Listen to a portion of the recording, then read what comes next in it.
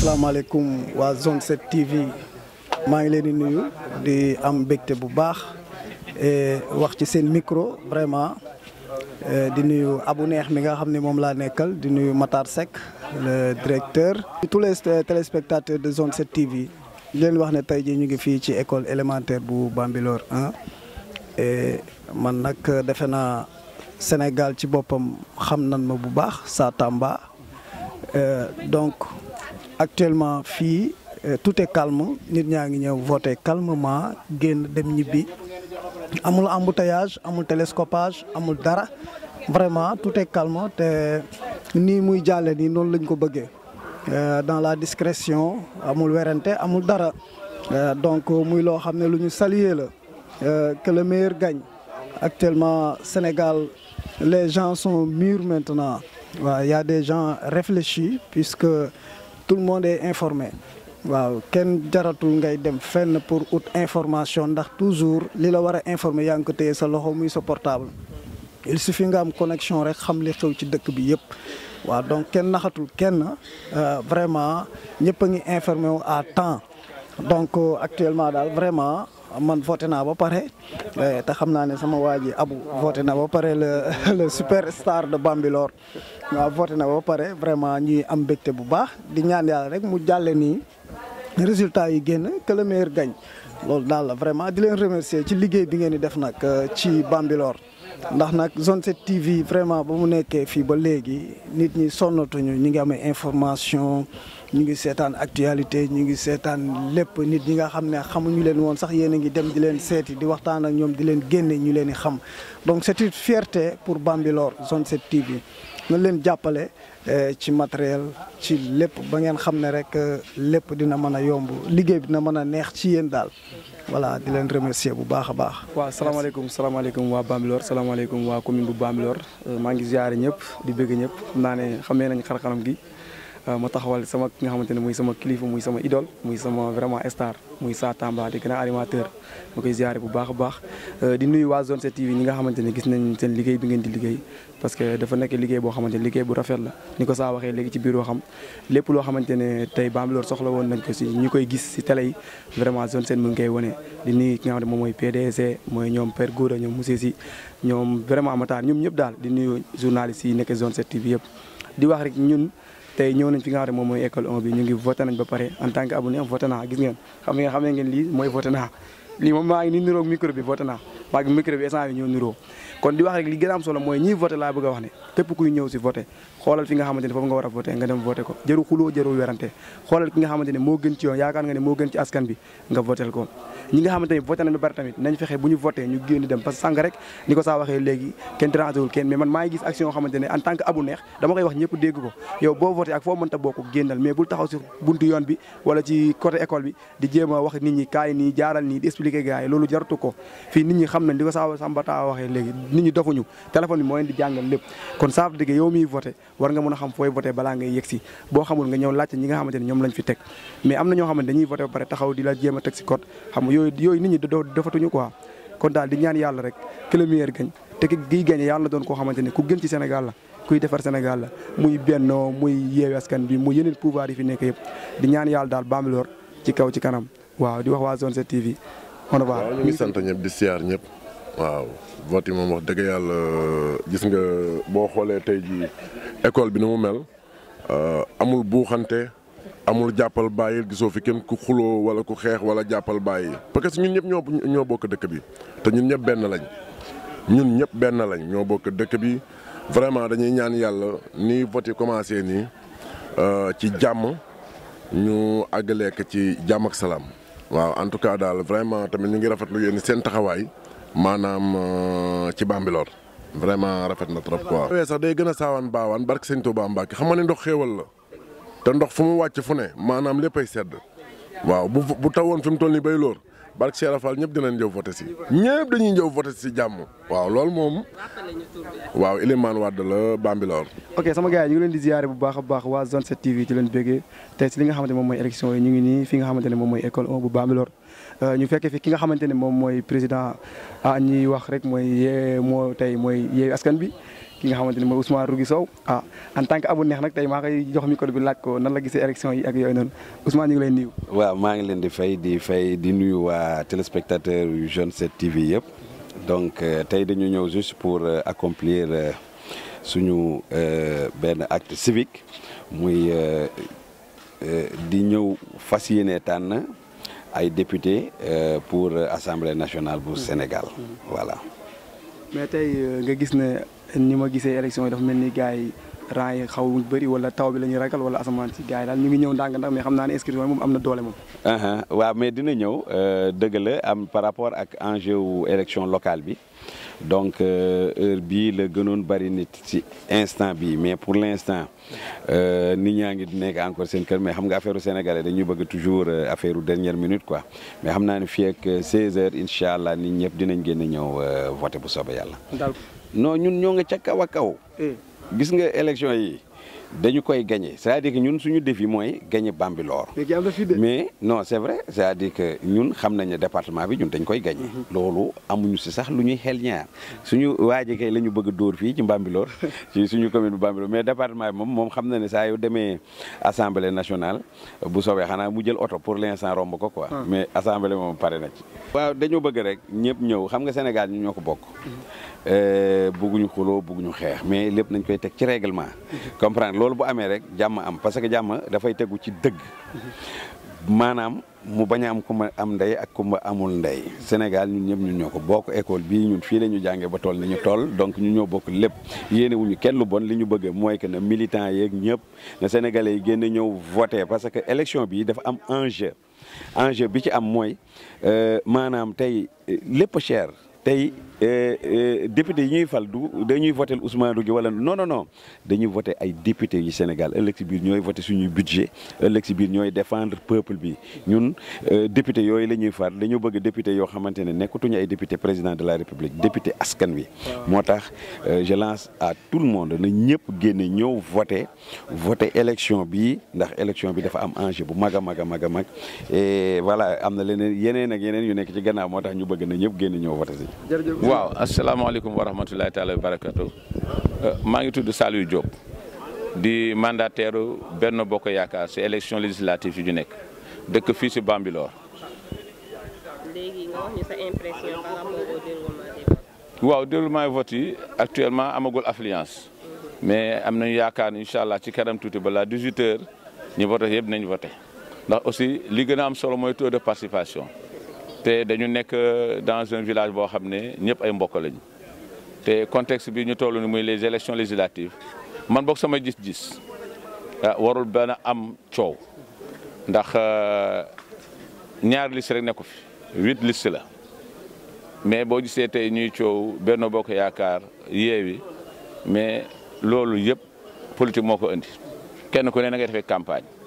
dégg naa waaye Yewwi di wax ay 3e mandat loolu dañ koy wax pour mën a ut nit ñi mais foofu àgguñ fa ndax ñu ngi ci élection législative àgguñu présidentielle président mandaam dese na ko ndax mi ngi doog a jël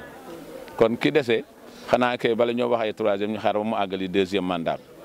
kon ñun nekkuñu ci loolu li ñu jëm mooy suñu député maire Ndiène Diop président parmi 400 responsables département de Rufisque y avait des ministres am na ay maires am na ay directeurs ay PCA mu tànn ko nekk yow laa wóolu nga nekk tête de liste départementale bu Benno Bokk Yaakaar fii ci Tëngéej donc loolu mu nekk suñu fierté ñun nag ñu gis ne war nañoo fexe képp ku yeewoo ci tund bi nga bokk Benno Bokk Yaakaar nga bokk Yewwi nga bokk feneen dañ la war a dem seeti waxtaan ak yow pour xamal leen ne suñu doom moom la ñu tànn comme candidat beneen candidat bi ma nga dëkk Tëngéej mooy candidat Yewwi kon bala ngaa laax jaay da ngay laax lekk ñun foofu lañ gisee dem nañ ci responsable yëpp di ñoom Moussala di ñoom Djibril donc dem nañ waxtaan ak ñoom wax leen ne tey dañoo ñëw pour wax ak yéen local yi jeex na xëccoo ngeen maire bi yàlla dogal nañ jël na ko yéen ñëpp oo ngeen félicité ko kon wane na kay jàmm mi ngi suñu biir mais fii ñu jëm tey dafa am moom Ndiène dafa newoon député à l'Assemblée nationale di wax pour askan wi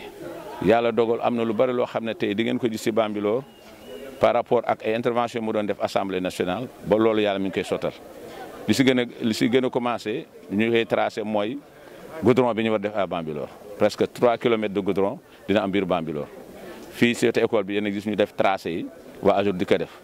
5 kilomètres de pavage comme ni ñuy def Kër Ndiaye Lo def ko Njaxiraat def ko Sangalkam moom la ñuy def Bambilor ñu ngi noflaay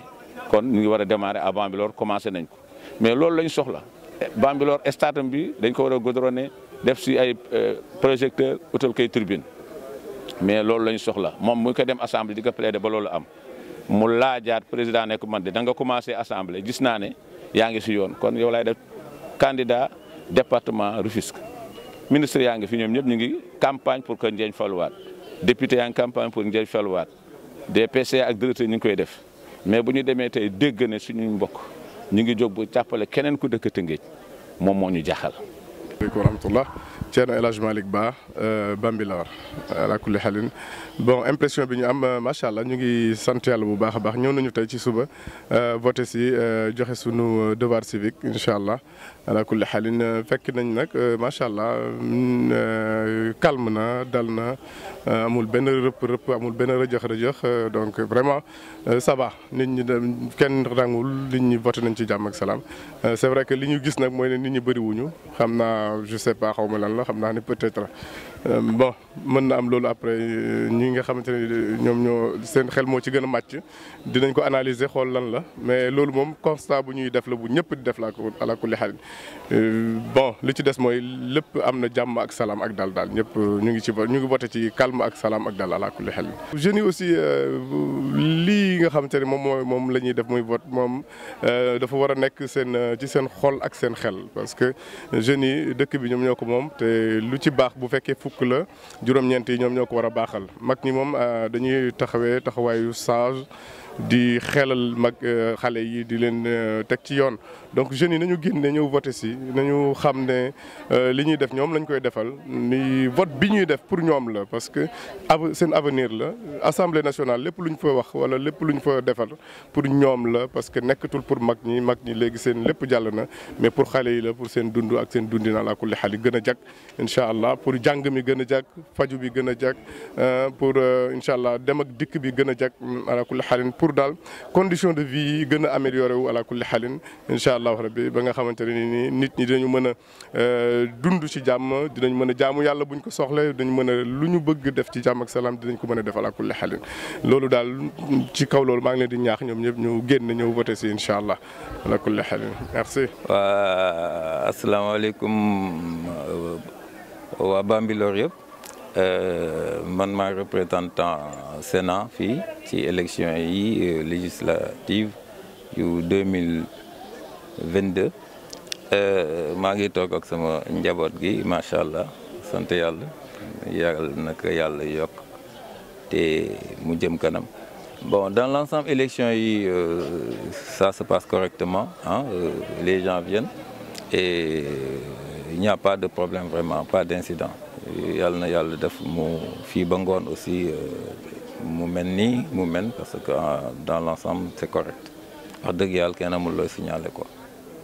à cette heure ban heure moo jot encore 10 heures vraiment il n'y a pas encore de problème. Sénat bokkul ci bureau bi pour élection yi bureau bi ñi ko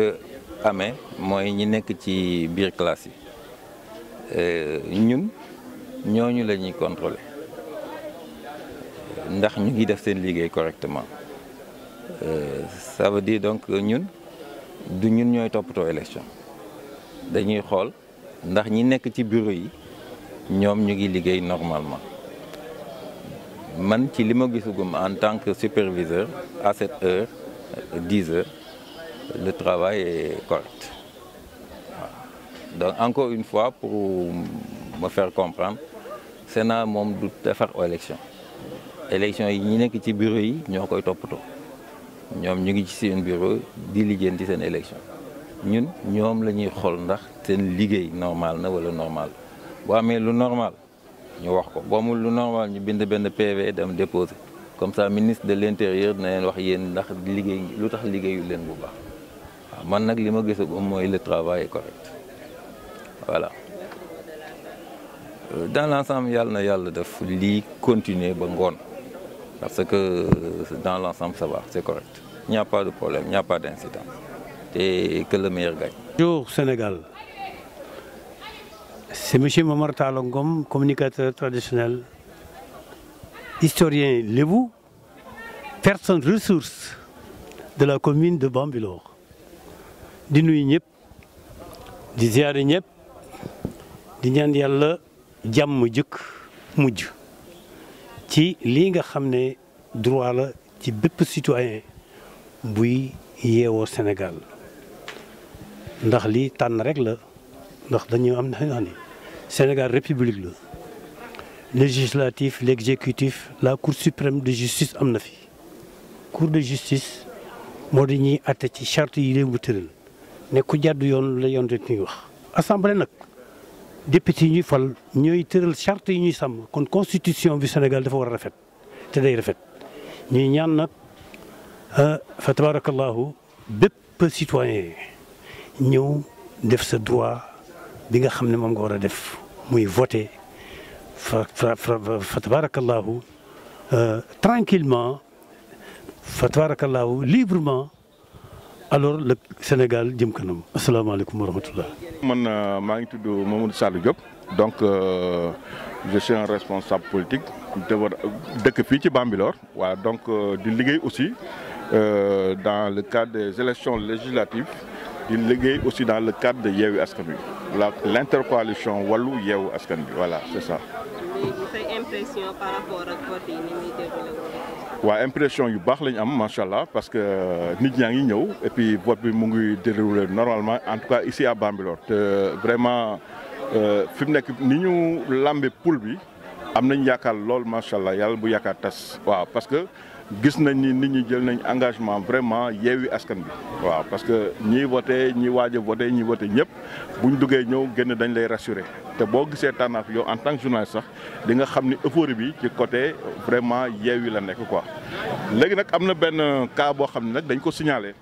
parce que am mbëtt dañu signalé léegi effectivement ni Benno Bokk Yaakaar am na seen benn responsable bu fa nekk un certain Sissoko boo xam ni dafa voté ñaari yoon. alors bi ñu ko yëgee man personnellement ma jël avec une équipe ñu déplacé wu dem bi ñu demee effectivement on a constaté devant le gendarme effectivement que moom effectivement voté na ñaari yoon léegi nag les dispositions yi mu war yëpp pour que vraiment sur le plan administratif et sur le plan pénal ñu ngi liggéey pour que vraiment ces dispositions là ñu mën ko jël waaw parce que ñaari bureau vote yi mu voté yëpp bureau numéro 1 ak bureau numéro 2 yëpp il est question ces bureaux là ñu annulé ko moom aussi lii yoon war a def ci moom aussi dina ko def bu neexee yàlla te je pense que gendarmerie nee nañu avertir nañ seen hiérarchie bon le plénipotentiel aussi a averti donc le sous-préfet et je pense que disposition administrative yi ñu war a jël yëpp nañ ko jël voilà. léegi gis nañu suba ba tey fii nii nit ñi wuy si wuñu par rapport ak élection yi passé léegi yow loo si xalaat ak yan disposition ngeen pare pour mettre. non ba xanaa da nga tàmmul ñëw fii mais fii élection yi toujours nii la mos a demee xam nga fii boo xoolee tey dafa am rush boo xoolee jeunes yi sax di ni ñëwee nii le matin daawuñu ko jëwee ci échéance yi passé benn deuxièmement aussi xam nga moment bi jigéen ñi bëri ci lañ nekk ñi di dem marché ñi di togg tout ça donc mais boo xoolee en début d'après-midi tu vas voir que tendance bi na gën a yokk n'est-ce pas voilà incha allah. le mot de la fin mooy sant yàlla bu baax a baax parce que vraiment gis nañu daal Sénégalais ils sont conscients que vraiment dëkk bi métti na la vie est devenue très chère et que aujourd'hui jël nañ vraiment à bras le corps le problème et que ñoom ñoo jël décision yeewi seen bopp libérer seen bopp pour que vraiment Sénégal aille de l'avant ñu am de très bons responsables yoo xam ne lii lay ñor mooy développement dëkk bi mais pas seen développement personnel donc nag loolu ñun pare nañ pour accompagner leen si et puis di ñaan yàlla jàppale ñu si. wax rek mooy gërëm d'abord le ministre de l'Intérieur bi nga xam ne tey gis nañu expérience am en 2022 que muy élection locale yi ñu weesu muy les élections territoriales ak élections législatives yi yaakaar naa tey ku doon wax élection du am Sénégal fépp élection am na fi te amul bruit amul yuuxu amul kenn ku si ne di nga dugg a voter boo voter ba pare nga dem toog sa kër. démocratie bu majeure la ñu am au Sénégal ay citoyens yu responsable yu gëm seen réew yu gëm seen dëkk fii nag bu ma fi ñëwee Gorom 2 dama fi am mbégte ndax fi laa juddoo fi laa yaroo musuma fi ñàkk élection te incha allah tant que maa ngi soxla élection du ma ñàkk élection Gorom 2 parce que je suis natif de ce village te loolu nag dama ciy gërëm bu baax samay responsable man campagne ma tey ren commune Bambilor ki def campagne mooy sama frère ñu di ko wax Libaas jërëjëf yal na la yàlla fay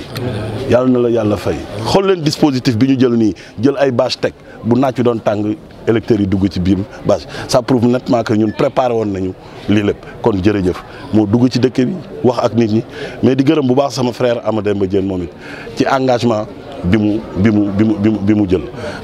di ñaan yàlla rek bu 18 heures bu ma jógee fii damay dem wër quelques centres de vote rek su ma demee tëdd nga defaral ma tay ba 18 heures bàcc yi commencé ma bàcc gars yi non ñun duñ seeni morom c'est que réew du caaxaan topp mbedd mi nekk ci réseaux sociaux yi yaakaar na mooy tax ñu jox la réew mi dañuy nax seen bopp démocratie bu majeure la ñu am nit ñu responsable réew mu responsable la ñu yor kon suñu réew dañ koy teg ci loxo yu wér fi ma ciy daanale mooy ñaanal sama waajur muy Adja Astou Ndiaye bi ma laan ñëw ci moom laa jóge ñëw fii dugg ci centre de vote bi tàllal ko samay loxo mu di ma ñaanal te mosuma ñaanal lu yàlla nanguwul kon lépp lu ma ñaanal rek yàlla dina ko def loolu daf ma gën a may motivation daf ma gën a may ni courage que ne incha allah à partir de 18 heures Sénégal bàcc yi dina métti lool dina mu bàcc gars yi bàcc mu métti ndax gars ñi amuñu nit dañu yor mbooloo mais amuñu nit amuñu électeur te ñun nag Benno Bokk Yaakaar dañu am machine électorale kon may ñaan ku ci voté demal toog sa kër ba ngoon nga ñëw taxaw fii ñu compté xob yi nu ëppalewaat nañ leen ëppale woon rek fépp nag ci Sénégal di ñaanal kenn ku cher ci man muy sama mag El Hadj Gorgui Mag Diop musuma def lii te newul sama wet mais yàlla li mu dogal kenn mënu ci dara yàlla na dee di noflaayam ci barke yonent bi su élection locale yi war na différent ak législative yi